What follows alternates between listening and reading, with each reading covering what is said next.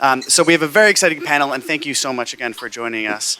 I want to begin quickly with some introductions. I'm guessing most of the audience is aware of supply chains. If you're not, they literally support everything you do and buy. There's not a single product that is on your body or in your house that has not come from raw material production to our lives without going through a supply chain, supply networks. So of course, if we're gonna have a sustainable future, we need to have sustainable supply chains undergirding that future. It's kind of a sort of a non-sexy topic, but as a supply chain geek, having a panel like we do today is something that I find to be a big turn on. So with no further ado, we'll do some short introductions. We'll start with you, Sandra. Hi, my name is Sandra Rhett. I wear a couple different hats in the blockchain space. I focus on blockchain for social impact, and I will talk about a project that we're working on in parts of Sub-Saharan Africa as well as Haiti. But I will also wear the hat of the CEO of the GBBC, which is a Swiss nonprofit focusing on education, advocacy, and partnership. What I'm going to speak to that side, wearing that hat, is we've got some very large corporates who are doing very interesting supply chain projects, and I'd like to be able to share some of that with you today because there is a lot going on. Hi, everyone. I'm Christa Foster Crawford, and I'm here to make blockchain and supply chain sexy. I'm the founding partner of Freedom Resource International, which is an international consultancy based around issues of human trafficking, modern slavery, sexual exploitation, and otherwise. I'm a former corporate lawyer who was involved in the securitization process many years ago, and now I am functioning in a role as a human rights lawyer and expert in human trafficking. I am the Associate Director of the PIAP Center for Human Rights Law in Chiang Mai, Thailand, where I'm based. And I consult, teach, train, write, and speak on issues of trafficking and modern slavery in the region, in the Southeast Asia region, as well as globally.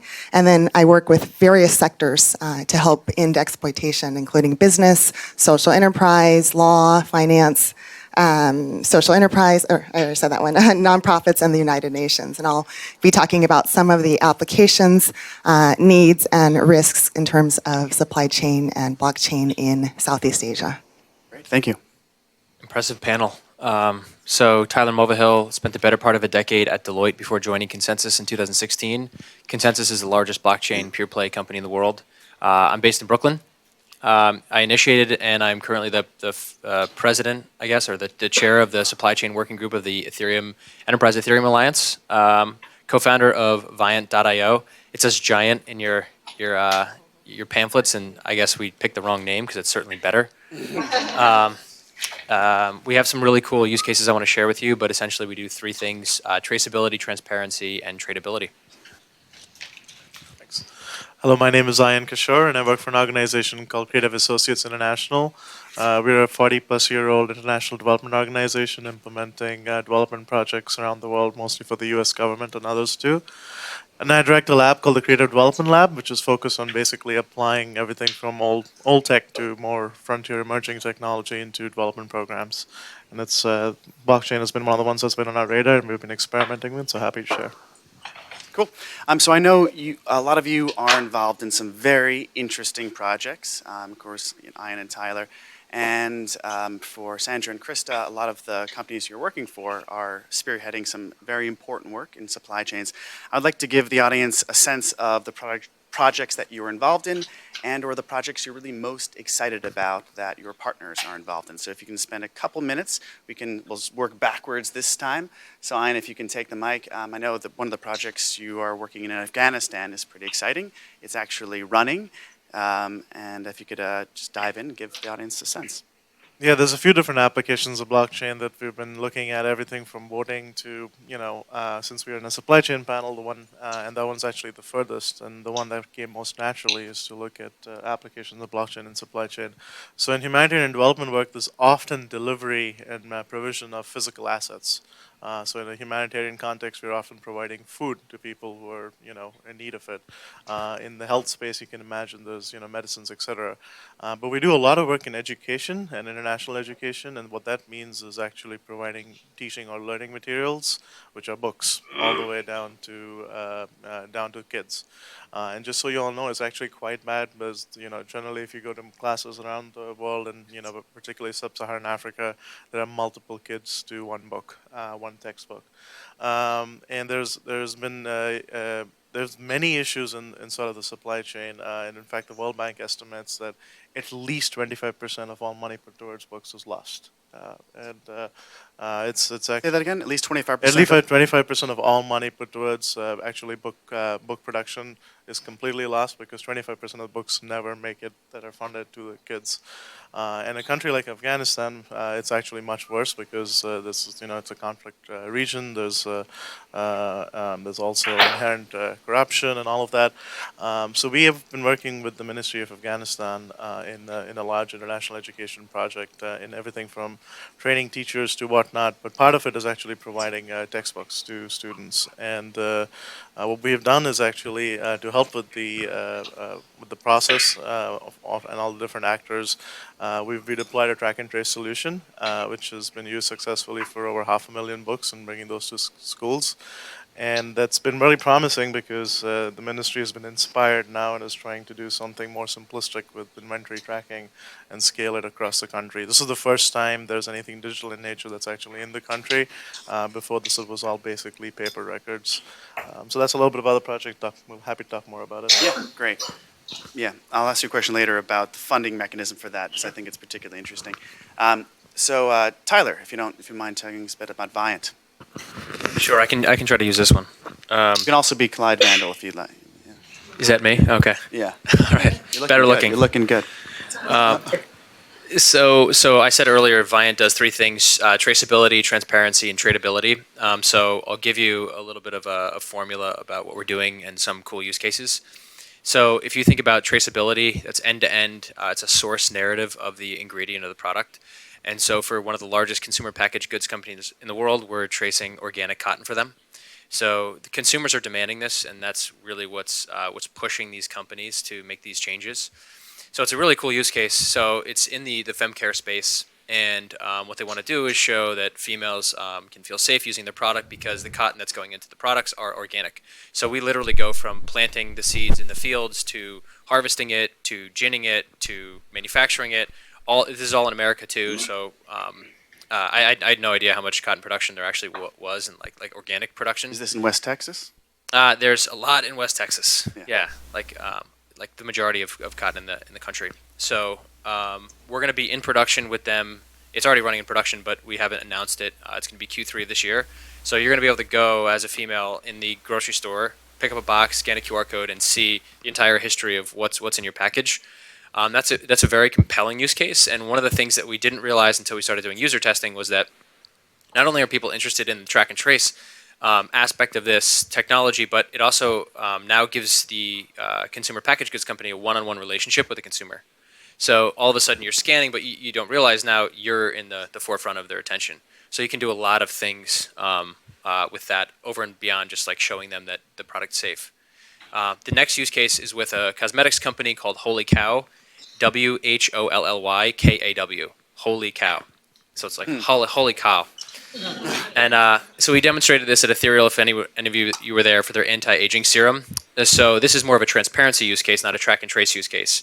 So they have a lot of claims, and you could imagine that within cosmetics, especially anti-aging, people are making this stuff in their basement, selling it on Amazon, and making these crazy claims. Well, what they wanted to do was substantiate all the claims that they were making from a product level and from an ingredient level. So instead of going through, I'm sure some of you have experience with this, but asset track and trace digital transformation is a full-time job, and it's sometimes a month's process or a year's process. So this is more of like a upload file documentation from the lab saying that this is certified tested in the lab, and here are the results. And this is this ingredient. I don't need to go into like all the Greek names that these ingredients are, but like this is turmeric. This is Japanese cedar bud. This is what it does. So that's a transparency use case, and we'll be announcing something in Q3 of this year about public mainnet, et cetera. So I don't want to go too much into it. And the third use case I want to talk about, I'll talk about at the end. So I'll be aware of my time. Okay, great. Thank you. All right, I know we're in a digital world, but I'm very analog, so. Me too. I do love tech, though. So it's interesting that you mentioned the cotton application.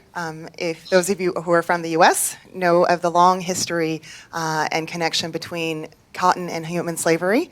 And did you know that that still exists today? Hopefully not in West Texas, but certainly in places like Uzbekistan, which is one of the biggest producers of cotton. So first of all, it's important to track the supply chain for our own self as consumers to make sure that it's safe, organic, et cetera. But there's also amazing implications for ensuring that our supply chains are also slave-free. And blockchain, along with other mobile apps and other Web 4.0, help bring freedom to the more than 30 million people around the world who are still enslaved today. Human trafficking and modern day slavery are perhaps terms that you've heard and maybe think, oh, they're so far away and there's nothing that I can do about it. But they're in our own backyard, both homegrown as well as embedded within the products that we consume, whether it's shrimp or sex, and a variety of things in between. Online child pornography is a huge and growing issue. Back in the day, for those of you who remember when we had to sneak out of the house to buy porn, and you had to, steal it from a shelf and put it in the plastic bag, paper bag or whatever. It's ubiquitous today, and it's one of the biggest money-making things in consuming thousands and millions of victims. And so the ways in which these technology can help address online porn, as well as the shrimp that you and I eat every day, as well as all the foods that are made with those feeder things. And so I'll be sharing today how we can use technology, blockchain in particular, to protect and free kids and adults from exploitation, how we can help prosecute and punish those who are doing them harm, and then how can we also prevent vulnerable people and communities from harm. And we'll be talking about understanding the impact and the risks and the needs in terms of three areas: prevention of individual victims and vulnerable communities, as well as protecting that supply chain. Protection of ensuring payment of fair wages, which is part and parcel of labor exploitation and slavery. Identifying victims to help them from harm, even kids who are in rural areas of Thailand who you've never heard of. Technology can help find them, and also provide for self-sovereignty and true agency that leads to freedom. And then the final area would be of protection, of how do we identify not just the victims, but also the bad guys, and how do we follow the money to hold them accountable. And then finally, overall, just as I talk about those, we'll be looking at how do we ensure best practices and evidence-based, community-informed solutions that actually solve not just the technological problems, which, as we talked before, are easy, but how do we solve those problems of human nature and society that are at the root of all of this exploitation? Thank you, Christa. Well, hopefully we'll get to at least one of those. Sandra, can you tell us about some of the projects you're most excited about, use cases right now in the supply chain space? Sure. So I think when I think about supply chain, at the end of the day, what gets me most excited is not supply chain itself. It's actually around the fact that if we can shine light in places that are dark right now, and people make an awful lot of money and also take advantage of other people in the form of either slavery or all sorts of other manner of things, there's ability to then also change behavior and laws and all the other things that we need. So I've spent the last couple years focusing on agriculture and looking at commodities. And I have to tell you, I was trading in London and New York, and I never thought that when you get down to what I call the first mile, which is hanging out with the farmers on the plantations and actually seeing what goes on in cocoa markets, coffee markets, you name it, palm oil. It's actually shocking how much of it is not automated, not recorded, and frankly unfair. It's a really unjust world at many different levels. So how do we unpack this and make this usable for society in a positive way? And when I say use, I mean blockchain technology. What do we do with this? Well, I'm going to start with cows. There's a lot of experiments going on about cattle, and it's tracking and tracing cattle to start. And the reason why this is interesting to me and also important, because it actually has impact beyond just the cows. And what do I mean by that? Okay, problem number one. There's a 5-generation family in Australia looking at their Australian beef. They export to China exclusively, so they are very exposed to China risk. They have found out that 5 times the number of exports to China is labeled as Australian beef. That has an impact on the price, because at the end of the day, there's finite supply of actual Australian beef that goes to China, but if the supply is actually 5 times, the pricing that they actually deserve gets diluted and actually is suppressed. So they are actually looking at tracking and tracing mechanisms as well as verification badges, using blockchain and smart contracts to do that. So that's step one. Step two is actually more interesting to me, which is once you're able to verify and track these things in a manner that gives you data, then you can actually make policy decisions when things go wrong. So I think many of you know in China right now, the disease epidemic that's going on, what's it called? I'm not even sure what it's called. It's killed a third of the pork population or the pig population, and the government's kept it very hush-hush. And we don't really know what the numbers are, but it's devastating, and it's going to increase the price of pork. And that could have replications around the world around what the price of things will be, the food that we eat. And here's the third part. We assume that the food we eat is what it is. Let's face it, I think we've seen enough muckraking articles to know that that may not be true. So what some of the other panelists have spoken about, the track and trace, will have direct impact to our lives. And so, long story short, I think we're just at the beginning of a road that is going to be one that benefits the consumer, but also government and policymakers to make smart decisions about things. Yeah, thank you very much. So I have a couple questions. This one is going to be for Ayan and Tyler. So, Ayan, you're working with governments, and so the government at the end of the day is the consumer. So you have to prove, of course, to this public sector that you are delivering your promises. And upon those promises, presumably, the consumer will continue to give you contracts and give you money. So in the case of distributing books, how are you proving to the consumer in this case that the provenance of your supply chain? Yeah, I mean, I think things are a little bit skewed when you're implementing projects that are funded by the U.S. government or donors, because the way we actually do that is we require different actors in the supply chain we provide them funding based on actually their results. So and that was part of the idea of using blockchain is that it can with smart contracts we can do results-based financing. But anyways, the way contracts are written, they are required to show proof of delivery, proof of printing, and things of that nature in the blockchain. So for us, that's not, that's what we use to go back to the client. And in fact, for example, the funding that the U.S. government provides to the Ministry of Afghanistan is based on them demonstrating that there is actually records of delivery. So that's why a track and trace solution is sort of the ideal thing that they need in this scenario, because them receiving funds is contingent on basically showing records. Mm-hmm. Yeah, great, thank you. Yeah, and of course, one of the challenges of supply chain solutions, technology solutions rather, is that of course you need a supply chain that already has a high degree of interconnectivity and trust.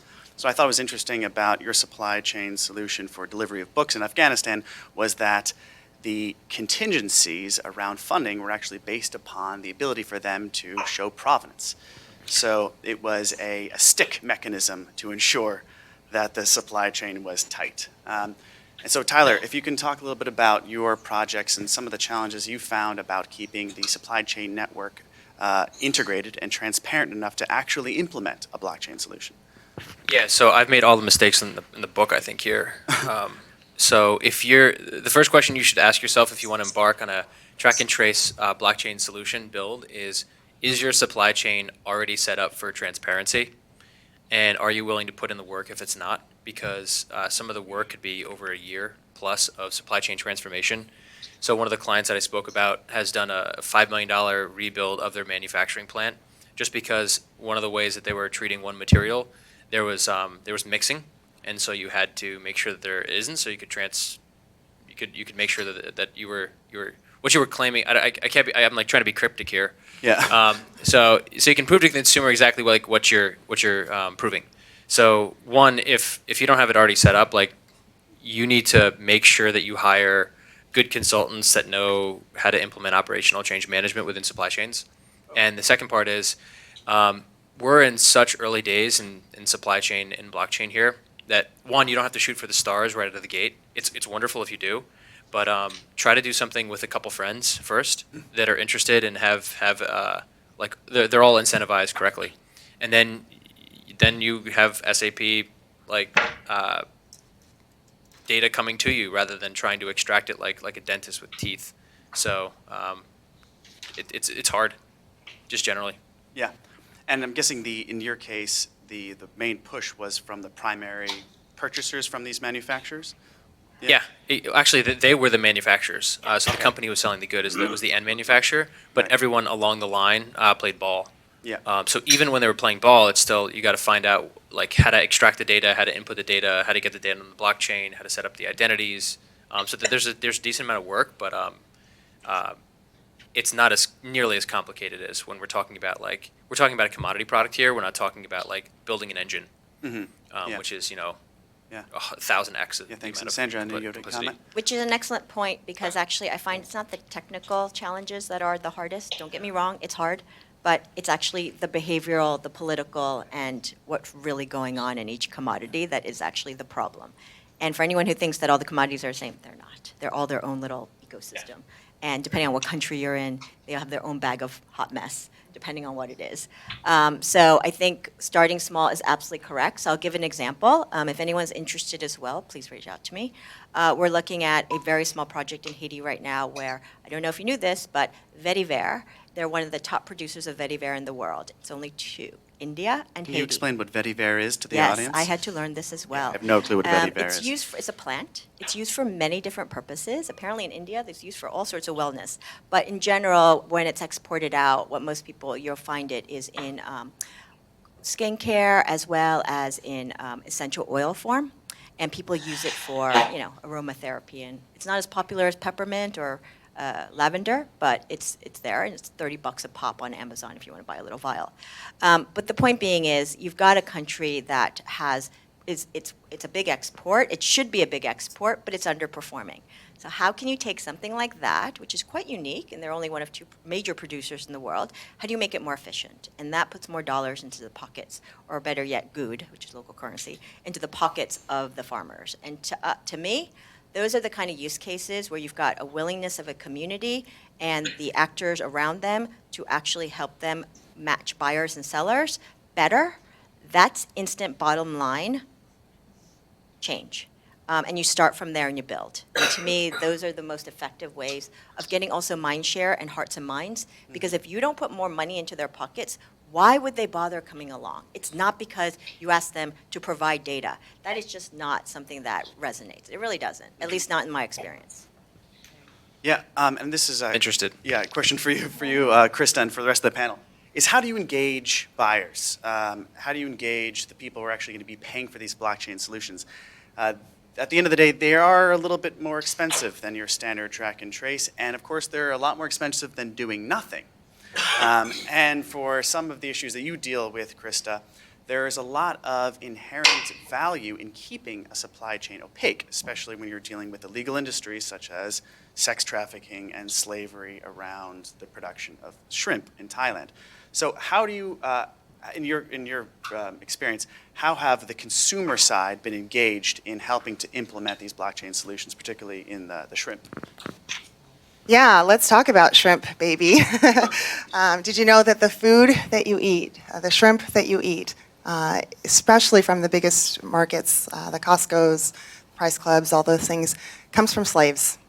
Slaves that I've met in Thailand, boys that I've met who were stateless, migrants, often fleeing from human rights abuse, and they ended up on boats in the middle of the ocean in Thailand. They're trapped there for more than 2 years. If they want to get out of the boat, they can, but they get shot. You know what? Slavery is awful. I'm willing to risk death, but are you willing to risk the death of the person next to you? If you escape, they'll shoot them in the head. If you survive, by the way, whatever you signed up for, that you would be paid to work on that boat, you thought the conditions would be better. You thought you could leave whenever you wanted. You certainly didn't think you'd be there for 2 years.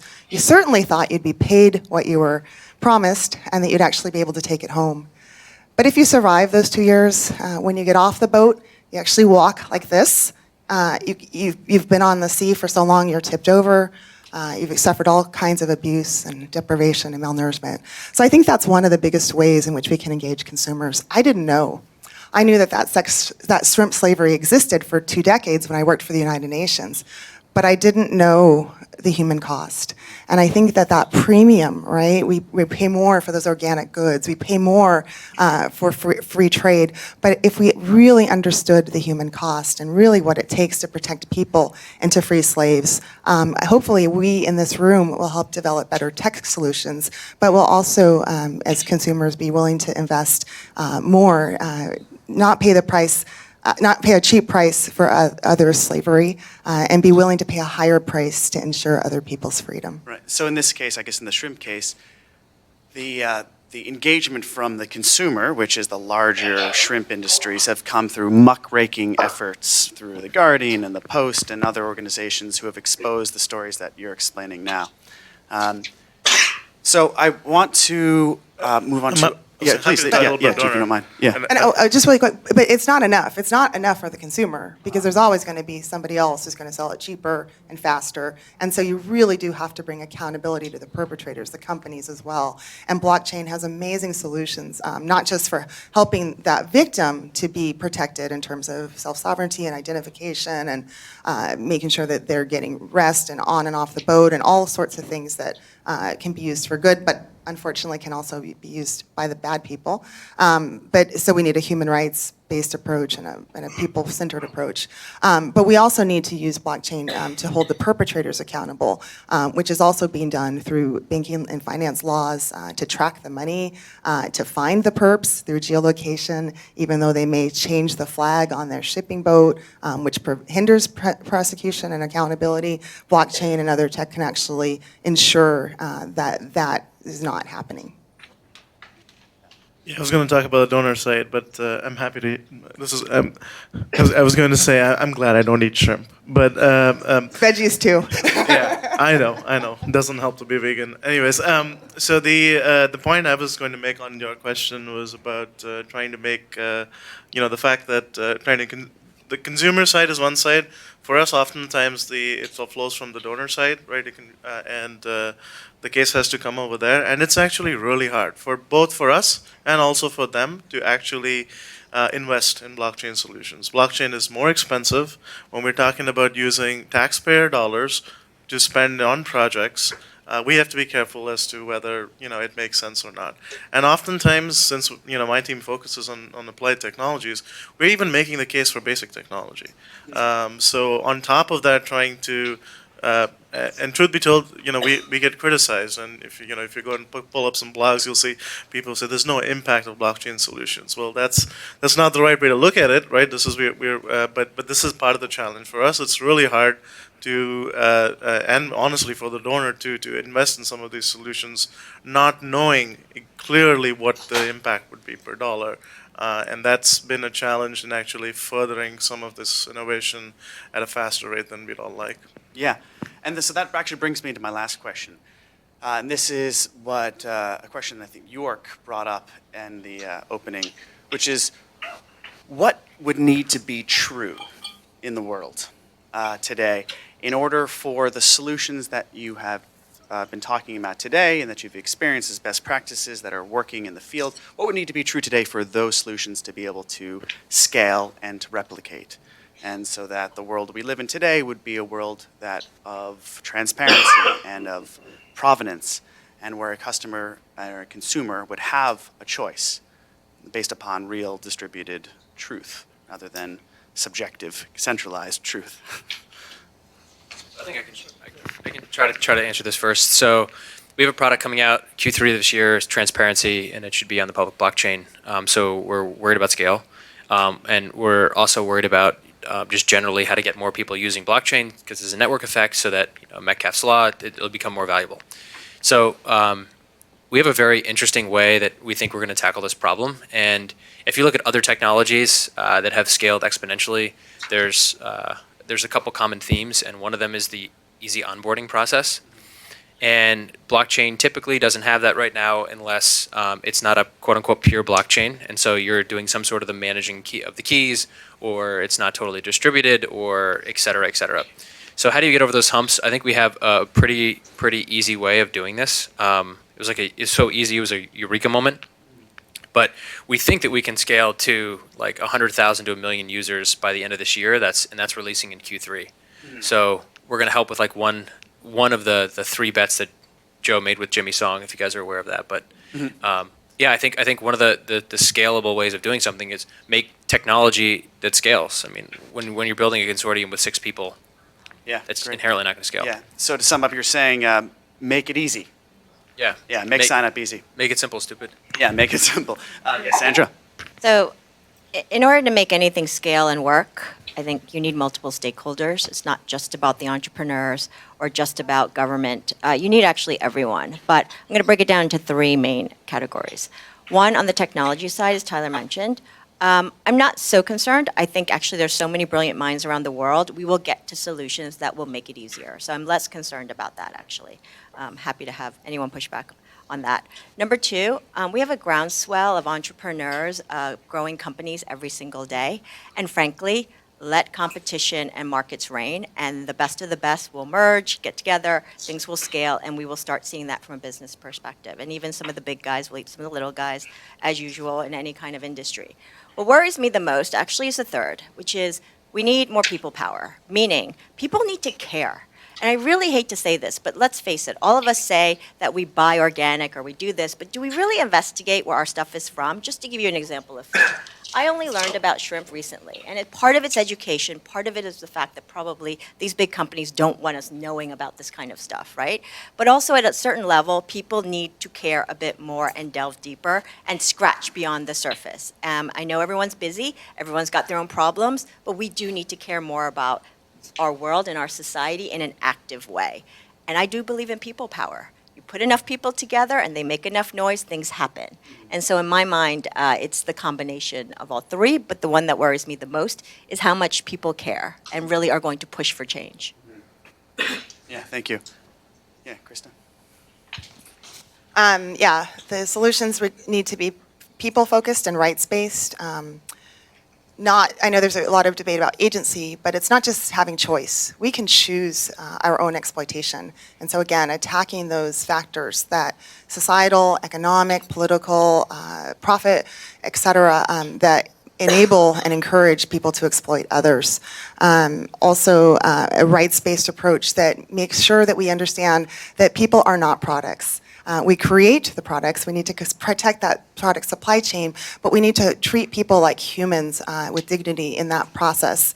And so thinking about what does it mean in terms of how do you tag shrimp, especially when it's not just that shrimp on your plate, but it's that feeder fish that goes into all the other kinds of products that we eat and our pets eat and things like that. How do we identify the products? But really more importantly, from a human rights perspective, how do we identify the people? Yeah, we could tag people. It's being done in Singapore and some of the Nordic countries. But the same exact tech that can be used for good by the good guys can also be used for extreme evil by the bad guys. And I really, really hesitate to think of permanently identifying people, even though that there's going to be protection from them in the process of that migration and exploitation. I just know that the abusers will also use that information for harm. So keeping a rights-based and people-focused approach, also being community informed, they are the experts of the reality. So as we design these wonderful tech solutions, recognizing that technological lacks, that things they don't have, right? They have cell phones. They maybe have Facebook. So what does it look like to deliver these protections in ways that they can have and hold on to when they're exploited? How do we make sure, also, last 2 things, how do we solve the root problem? Again, those technological problems are probably relatively easy to solve, and exponentially will be more so. But how do we solve those human nature problems? No matter what tech solution we have, and no matter how quickly that leapfrogs, the ability of humans to exploit one another is going to leapfrog even faster. And often these technologies have started in the dark web and things like that. And so how can we be ahead of that game and predict and create and dream so that we have a future of freedom? And then finally, let's scale. I was talking just last week with a woman who is working with the Thai police, the FBI, Homeland Security, Interpol, et cetera, about these cutting edge uses of blockchain and other things to stop this child sexual online predators and pornography. And she's so excited about the amazing technological innovations, but she says we're trying to fight a tsunami with a teaspoon. And so we need to scale, but as we just heard next door, we need to scale with integrity. And so making sure that we are, that anonymity and the transparency and the distributedness of this doesn't empower the perpetrators to be able to hide in plain sight and to do greater harm, but it actually does empower victims for greater freedom. Yeah, thank you very much. So we're heading now, unfortunately, to the end of our time. So I just want to summarize what we've all said about what would need to be true about the world. Well, one of the things that seems like Ayan would need to be true is that we need to know what the cost is. You need to be able to prove to whoever's paying for these solutions that at the end of the day, it's worth their time, worth their money. So that is a challenge. We need to be able to do a better job at communicating project costs and savings, especially to the public sector. Tyler, what you're saying is that we need to have solutions that are carefree for the customers, that they're easy. And then with Sandra and Christa, I think what you're saying is that we need to have customers who are careful, who are actually interested where their products come from and that they're willing to put their dollars behind their beliefs. And so I think it is up to all of us to help to make that future a reality. I don't think it's far away. I think we're the right people to do it. I want to thank our panel so much for coming down. This was really amazing, quite a privilege to have you all. I was hoping we would have some room for questions, but we are unfortunately out of time. But please make sure to stalk these people when you have a moment. They're fantastic. I've had the privilege to meet them. And again, thank you so much.